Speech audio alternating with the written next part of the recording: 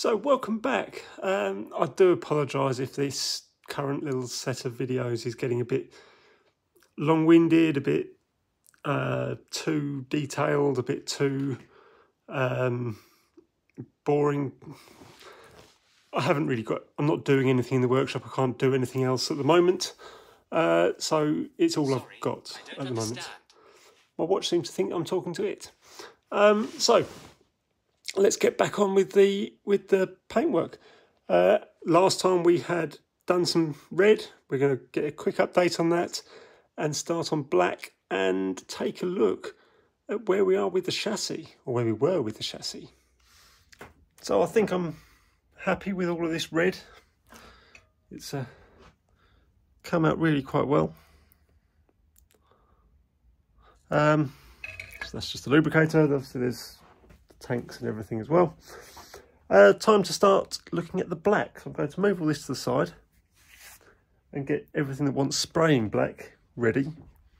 And to be honest, all we've got is running boards, tank tops, and the cab foot plate, which I am going to do it black, but it's only really that side bit that needs to be black because I'm going to put a wooden floor on it. So let's see. Oh, and we've got the tank, the lubricator lids and all that kind of thing as well. So let's start getting that stuff ready. So with the running boards, I mentioned before about the etching from what the material was used in the first place. So what we've decided to do is just give the underside a very light coat of black, just from an aerosol, and then spray properly the top. The reason being, we want to try and preserve this, and a very thin coat of aerosol should leave that legible. If it doesn't, then I'll take it off and start again. But yeah, so we're just going to prime and paint this size.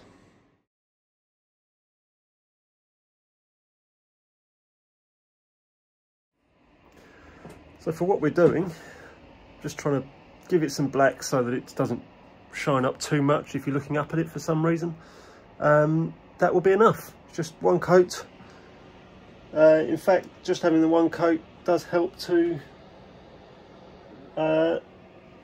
not cover up the etchings too much.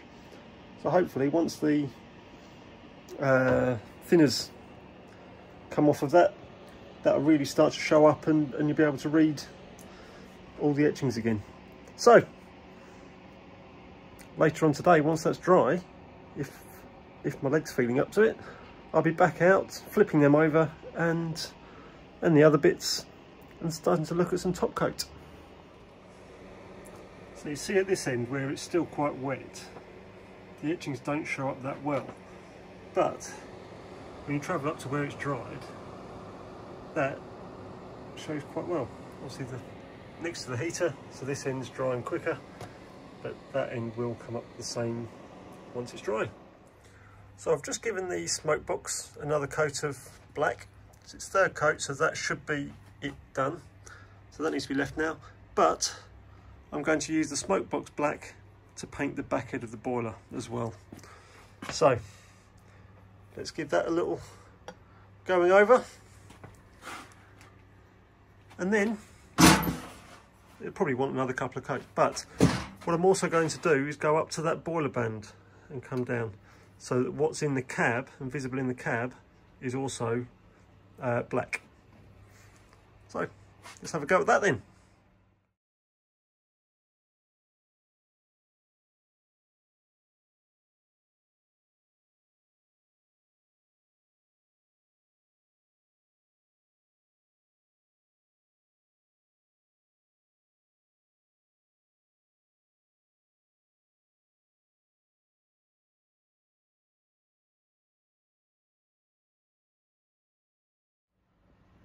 So there we go, the boiler is finished, bar another coat of paint on the back head.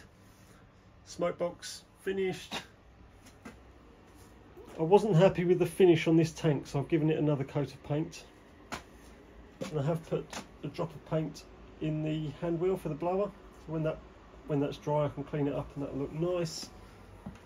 Over here the lubricator's ready. I just need to put the thing back on, but I might put a black stripe around top and bottom with the yellow in between. Let's see. What else have we got? So that tank's done, cylinder covers are done, the cab roof, well, I may have a go at brush painting that. We'll see, because then it saves having to mask it all up.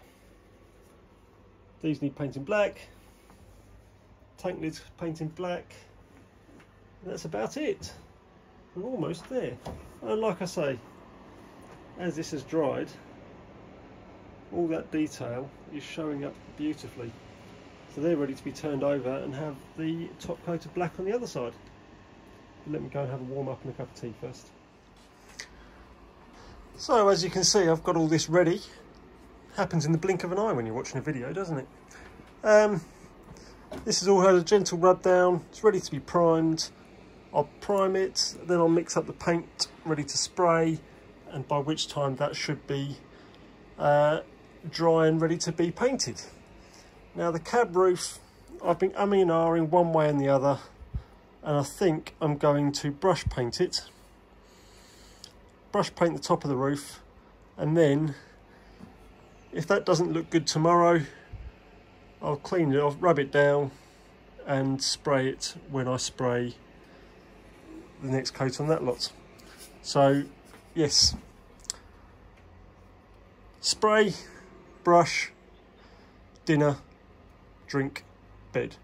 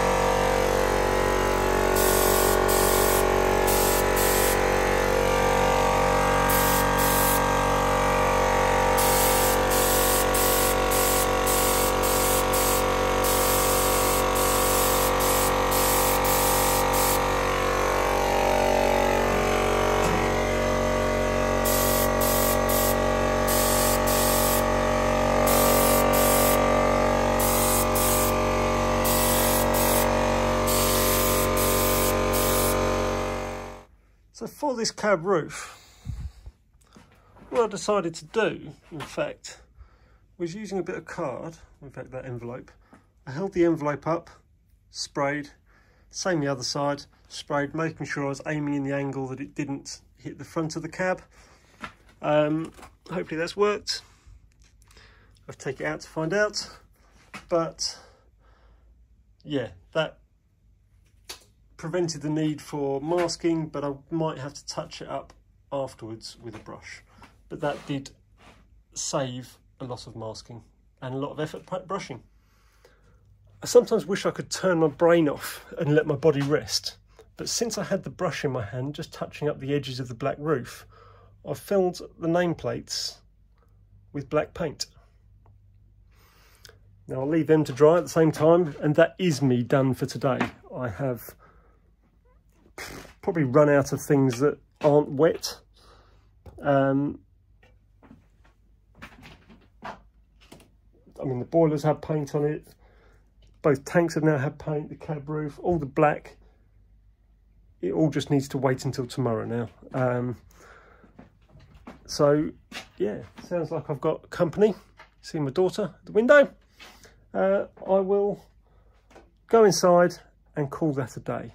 So I'll come back tomorrow.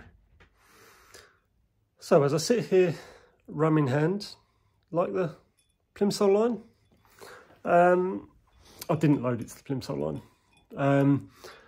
I've received a video from my father showing me how he's getting on with the chassis and where he's got to. So if he lets me share it, that will appear next. Otherwise, I'll see you back in the workshop in a moment. Here's the progress on Jack so far.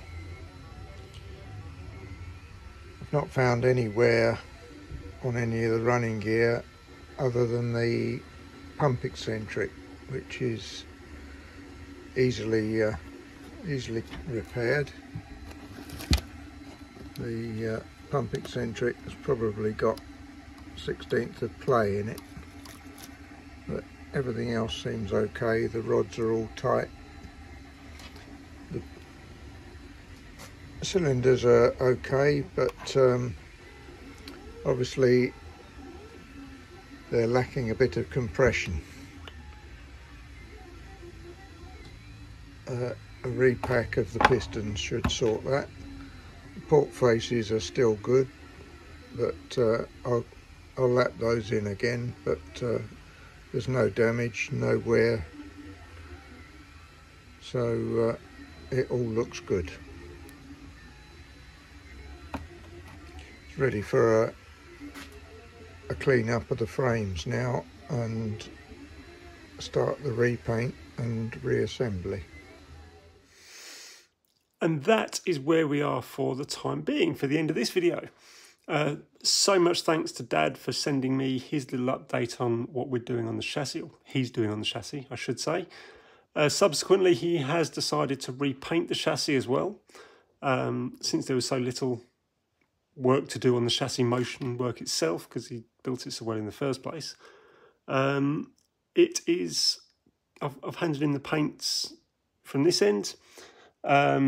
It's going to get the frame sprayed and inside brush painted, but that is that. I believe he may have already repacked the pistons, so it's, once it's had the paint, it'll be close to reassembly.